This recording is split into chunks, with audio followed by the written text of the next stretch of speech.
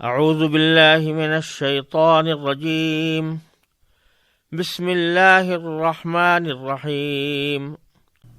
حضرت مولانا اشرف علی صاحب تھانوی رحمۃ اللہ علیہ نے اس مسئلے کا ذکر کرتے ہوئے فرمایا کہ یہ ایسی واضح بات ہے جس کو حضرت بریرہ رضی اللہ تعالی عنہ جیسی کنیز بھی سمجھ گئی تھی۔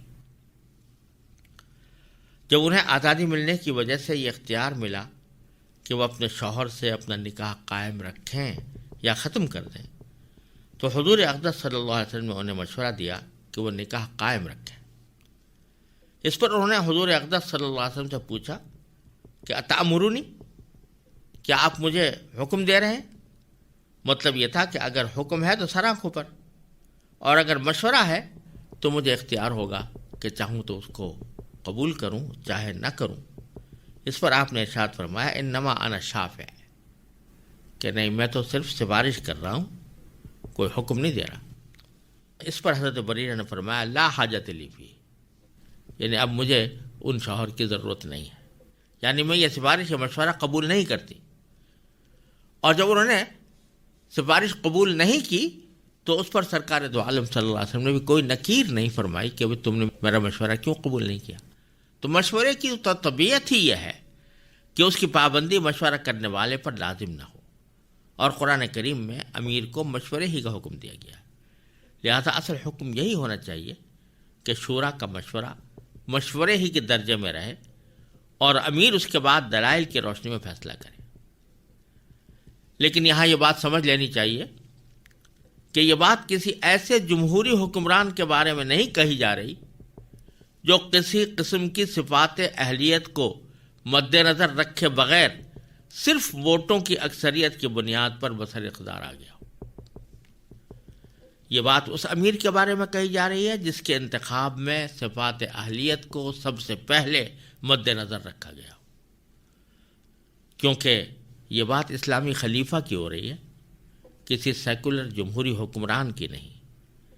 لہذا پہلے نقطہ تو یہ ہے کہ یہ اختیار کہ وہ شورا کے خلاف کوئی فیصلہ کر سکے صرف اس حکمران کو حاصل ہو سکتا ہے جو ان تمام صفات کا حامل ہو جو ایک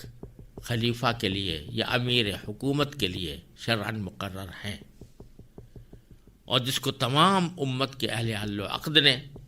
منتخب کیا ہو اور اس بات کا اعتراف کیا ہو کہ یہ ایسے فیصلے کرنے کی صلاحیت رکھتا ہے۔ دوسری بات یہ ہے کہ اسلامی حکمران کی حکومت ایک بادشاہ کی طرح مطلق العنان حکومت نہیں ہوتی جس کی زبان ہی قانون بن جائے، بلکہ وہ ان الحکم الا للہ کے تحت حکومت کر رہا ہوتا ہے۔ لہذا وہ شریعت کے تمام احکام کا تو پہلے ہی پابند ہے، قرآن و سنت اور اجماع امت کا پہلے ہی پابند ہے۔ لہذا وہ جو کوئی فیصلہ کرے گا اس پر یہ روک تو پہلے ہی سے عائد ہے کہ وہ قرآن و سنت کے خلاف نہ جائے۔ اسی میں یہ بات بھی داخل ہے کہ وہ انصاف کا پورا لحاظ رکھے، اور اگر اس کے خلاف کرے گا تو اول تو اللہ تعالیٰ کی معصیت میں اس کا کوئی حکم قابل قبول نہیں، اس لیے اس کو عدالت کے ذریعے بھی ختم کرایا جا سکتا ہے، اور اگر پھر بھی وہ راہ راست پر نہ آئے تو فسق کا مرتکب ہونے کی بنا پر وہ معذوری کا مستحق ہے۔ لہذا شورا کا پابند نہ ہونے کا مطلب یہ نہیں ہے کہ اس کو غیر محدود اختیارات مل گئے اور وہ بالکل مطلق العنان ہو گیا ہے، بلکہ وہ پھر بھی قرآن و سنت کے احکام کا پابند ہے، اور اس کے خلاف کام کرے تو اس کے کام کو عدالت میں چیلنج بھی کیا جا سکتا ہے اور وہ معزول بھی ہو سکتا ہے۔ لہذا اب جو شورا کا کام ہے وہ اس دائرے میں ہے جو مباحات کا دائرہ ہے۔ اس دائرے میں اگر وہ تمام اہل شورا سے مشورہ کرنے اور تمام حالات کے سامنے آ جانے کے بعد کوئی ایک موقف اختیار کر لیتا ہے تو اس میں وہ مطلق العنانی پیدا نہیں ہو سکتی جو بادشاہوں کے طریقے میں ہوا کرتی ہے۔ ایک اور عظیم نقطہ یہ ہے کہ امام کا فرض ہے کہ وہ مشورہ ضرور کرے اور مجلس شورا میں خود موجود ہو تاکہ تمام آراء کو غیر جانبداری سے دلائل کے ساتھ سنے اور اس کے بعد پھر کسی نتیجے پر پہنچے۔ یہ بات درست نہیں ہے کہ مجلس شورا کہیں اور بیٹھی ہو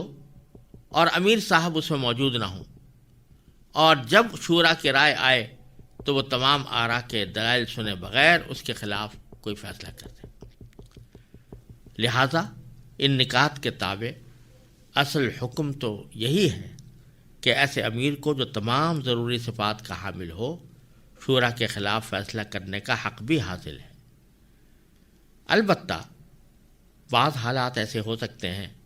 جن میں امیر کو یا خلیفہ کو کسی خاص دائرے میں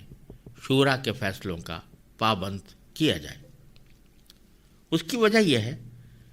کہ ایسی صفات کا حامل امیر ملنا بھی بہت مشکل ہوتا ہے جو تمام شرائط کا پوری طرح جامع ہو۔ زمانے کے انحطاط کی وجہ سے بعض شرائط میں نرمی برتنا ضروری ہو جاتا ہے۔ لہذا اگر امیر کی شرائط میں زمانے کے تغیر کے بنا پر کوئی نرمی برتی گئی ہے تو ایسے نچلے معیار پر کسی امیر کو منتخب کرنے کے بعد اس کو اتنا بڑا مقام دے دینا کہ وہ شورا کے فیصلوں کی خلاف ورزی کر سکے، اس سے مفاسد پیدا ہونے کا اندیشہ ہے۔ لہذا اگر ان حالات میں یہ کہا جائے کہ ایسا امیر اہل شورا کی رائے کو بالکل رد نہیں کر سکتا تو یہ بھی کوئی شریعت کے خلاف نہیں ہوگا۔ اور اس آیت کے اندر ایک آخری بات یہ ہے کہ جو فرمایا گیا کہ جو بھی ارادہ کرو اس چاہے وہ مشورے کے مطابق ہی ارادہ کیا گیا ہو یا امام اور امیر اپنے رائے سے اس نتیجے پر پہنچا ہو، دونوں صورتوں میں جب عمل کرو تو اللہ پر بھروسہ کرو، فتوکل علی اللہ، اللہ پر بھروسہ کرو۔ یہ عظیم تعلیم دی گئی ہے کہ جتنے اسباب ہیں صحیح منزل تک پہنچنے کے، وہ سارے اختیار کرنے کے بعد بالآخر بھروسہ اللہ تعالیٰ پر ہونا چاہیے۔ ایک طرف تعلیم یہ بھی دی گئی ہے کہ اسباب اختیار کرو، جو اسباب کسی مقصد تک پہنچانے والے ہیں ان کو اختیار کرنا بھی شریعت ہی کا حکم ہے، لیکن بھروسہ ان اسباب پر نہیں ہونا چاہیے۔ بھروسہ اللہ جل جلالہ کی مشیت، اللہ تبارک و تعالیٰ کی قدرت، اس کی رحمت پر ہونا چاہیے کہ ہم نے یہ اسباب تو اختیار کر لیے لیکن اس کا نتیجہ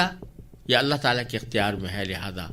ہم اسی پر بھروسہ کرتے ہیں کہ وہ ہماری ان تدبیروں کو کامیاب بنائے۔ مثلا سارا کچھ مشورہ کرنے کے بعد فرض کیجئے کہ طے کر لیا گیا کہ جو دشمن حملہ آور ہو رہا ہے اس کا مقابلہ باہر نکل کر کیا جائے، فیصلہ تو کر لیا اور بظاہر حالات جو اپنے مناسب صورت تھی اس کو اختیار کر لیا گیا، لیکن اس صورت کو کامیاب بنانا کس درجہ وہ کامیاب ہوگی یہ سارا اللہ تعالیٰ کے قبضہ قدرت میں ہے، لہذا اللہ پر بھروسہ کرنا چاہیے اور اللہ ہی سے طلب کرنا چاہیے، دعا کرنی چاہیے کہ ہماری اس تدبیر کو اللہ تعالیٰ کامیاب فرمائے۔ اور پھر اسی کو مزید مؤکد کرنے کے لیے فرمایا ان اللہ یحب المتوکلین، یقیناً اللہ توکل کرنے والوں سے محبت کرتا ہے۔ توکل کرنے کا معنی وہی ہے کہ اسباب کو اختیار کرنے کے بعد اللہ تعالیٰ کی رحمت اور اس کی قدرت پر بھروسہ رکھا جائے کہ میری اس تدبیر میں وہ کامیابی عطا فرمائیں گے۔